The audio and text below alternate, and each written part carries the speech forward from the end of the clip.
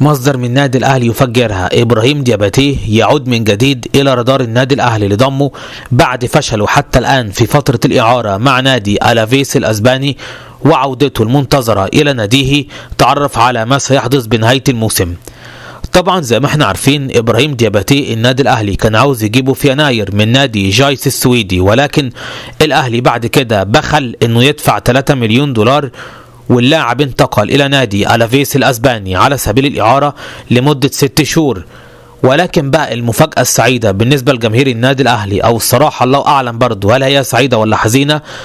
إبراهيم دياباتي خلاص سيعود إلى نادي جايس السويدي بنهاية الموسم الحالي، لأن اللي كامويش بيمر بيه في النادي الأهلي هو اللي إبراهيم دياباتي بيمر بيه برضه مع نادي ألافيس الأسباني. اللاعب غير متألق تماما ولا يشارك معهم مع نادي ألافيس، وكمان بات مرشح بقوة للرحيل عن النادي الأسباني والعودة إلى نادي جايس السويدي بنهاية الموسم الحالي. فوارد النادي الأهلي بنهاية الموسم يدخل في مفاوضات مع نادي جايس السويدي من أجل ضم إبراهيم دياباتي بعد انتهاء إعارته مع نادي ألافيس الأسباني.